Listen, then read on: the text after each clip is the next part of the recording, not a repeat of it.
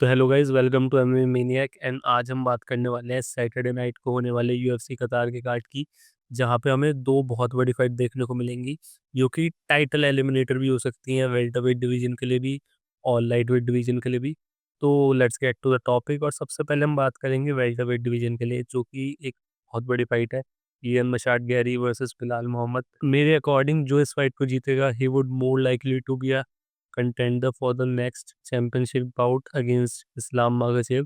क्योंकि हमने जब UFC 322 देखा था अभी, तो हमने देखा था शॉन ब्रेडी को मोरेलिस ने हराया और कार्लोस प्रातिस ने हराया लियोन एडवर्ड्स को, और दोनों ने नॉकआउट ही दिखाया था, कोई ग्राउंड गेम नहीं दिखाया था। बट और इवन हम उनके पहले मैचेस के भी देखें, कार्लोस प्रातिस को इयन गैरी ने डोमिनेट करा था ग्राउंड पे। Dominate is not a good word, but कहीं ना कहीं आउटशाइन कर रही थी Ian Garry on the ground against Carlos प्रातिस।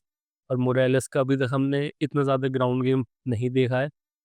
उनकी फाइट जो थी गिलबर्ट बर्न्स के खिलाफ, जो रियल उनकी कंपैटिबल फाइट थी फॉर द रेसलिंग बैकग्राउंड, वो उन्होंने पहले राउंड में फिनिश कर दी थी। तो hats off to that guy. But अगर हम इस्लाम मागाजेव की बात करें, तो हमें एक ऐसा कंटेंडर चाहिए जो कि बहुत ही अच्छा हो। स्ट्राइकिंग में तो अच्छा होगा ही होगा, बल्कि ग्राउंड पे और अच्छा होना चाहिए। तो आई थिंक बिलाल मोहम्मद और इयन गैरी ऐसी फाइटर्स, जो कि दोनों स्ट्राइकर्स भी अच्छे हैं और एलाइट रेसलर्स भी हैं, ग्रैपलर्स भी हैं। तो इन दोनों की फाइट का विनर जो होगा, उसके फेवर में ज़्यादा जाएगा UFC for the welterweight bout. If Islam Makhachev does not fight Topuria next, जो कि व्हाइट हाउस कार्ड पे हो सकता है, तो उसके बाद शायद किसी का चांस आए, अगर Islam Makhachev still remains the welterweight champion. But मेरे अकॉर्डिंग इयन मशाट गैरी और बिलाल मोहम्मद का जो मैच है, बहुत ज़्यादा डिपेंड करता है वेल्टरवेट डिवीजन के नेक्स्ट कंटेस्टेंट के लिए, जो कि इस्लाम मागाजेव को फेस करेगा। और कहीं ना कहीं हम बिलाल मोहम्मद पे थोड़ा फेवर कर सकते हैं इस मैच को लेके, क्योंकि इयन गैरी की रेसलिंग बहुत अच्छी है, बट बिलाल मोहम्मद की रेसलिंग शायद उनसे एक लेवल अच्छी है। बिलाल मोहम्मद की जो लॉस भी आई थी JDM के खिलाफ, वो भी इसलिए थी क्योंकि उन्होंने शुरू में टेक डाउन के लिए ट्राई नहीं किया, because I don't know, because of his ego और समथिंग। उन्होंने पहले ही कह दिया था कि वो स्ट्राइकिंग पर ज़्यादा फोकस करेंगे instead of wrestling in this match. और फिर जब स्ट्राइकिंग में JDM पे इतना कॉन्फिडेंस आ गया था, उनके टेक डाउन डिफेंस भी इतने अच्छे हो गए थे, फिलहाल ट्राई भी कर रहे थे रेसलिंग के लिए, तो वो उनसे हो नहीं पा रहा था। बट अगर इस मैच में बिलाल थोड़ा काम होके खेलेंगे, अपनी ईगो को साइड रख के खेलेंगे, तो I think he is definitely coming on top against Ian Machado Garry. And for me, Belal Muhammad is the pick for this fight. अब बात कर लेते हैं लाइट वेट डिवीजन के बाउट की, जहाँ पे हमें देखने को मिलेगा title eliminator for the lightweight division, और हमें नेक्स्ट इलिया टोपुरिया का ओपोनेंट भी मिल सकता है। तो इस फाइट में जो ओपोनेंट सामने सामने है, वो है डैन हुकर और अरमान सरूकियन।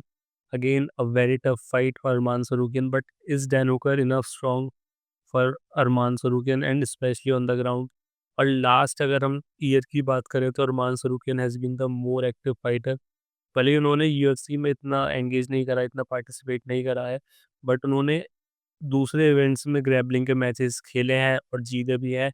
और वहीं अगर हम डैन हुकर की बात करें, उनकी जस्टिन गेजी के खिलाफ मैच कैंसिल हुआ था because of his injury, and उसके बाद ये पहली बार होगा जब वो फेस कर रहे होंगे एक एथलीट को, और उनका पहला मैच ही अरमान सरूकियन के खिलाफ है। एंड मेरे अकॉर्डिंग अरमान सरूकियन इस समय अपने पीक पे हैं करियर के। और अगर अरमान सरूकियन चार्ल्स ओलिवेरा जैसे ग्रेट एथलीट को ग्राउंड पे टेक डाउन कर सकते हैं, उनके खिलाफ बहुत अच्छा डिस्प्ले दिखा सकते हैं जिजुत्सु का, रेसलिंग का ग्राउंड पे, तो आई थिंक उनके लिए कोई मुश्किल नहीं होगा डैन हुगर को ग्राउंड पे लेके जाकर सबमिट करना। बट अगर डैन हुगर अपना वो ड्रीम शॉट पा सकें इस मैच के लिए, वो अपना फिनिश पा सके इस मैच के लिए, एक ही शॉट की बात है, if he can find that shot, तो definitely he stands a chance against Arman Tsarukyan. But मेरे according Arman can win this match easily, अगर वो अपने ग्राउंड गेम पे फ़ोकस करें। और ऐसा नहीं है उनकी स्ट्राइकिंग अच्छी नहीं है, उनकी स्ट्राइकिंग भी बहुत अच्छी है। जब उनका बेनियल डेरियुस से मैच हुआ था, तो उन्होंने उन्हें स्ट्राइकिंग से ही हराया था। बट मेरे ख्याल से अगर वो ग्राउंड गेम पे ज़्यादा फ़ोकस करेंगे, तो he will win this match very easily. तो अकॉर्डिंग टू मी, दोनों मैचेस के लिए Belal Muhammad and Arman Tsarukyan are the fighters that are going to be at the top after the match. और आपको क्या लगता है? आप भी कमेंट में ज़रूर बताइएगा कि आपको क्या लगता है, कि do you have a different opinion? क्या आपका कोई और ओपिनियन है? आपको लगता है कि इयन गैरी जीत सकता है या डैन हुकर जीत सकते हैं? Please do let me know in the comment section.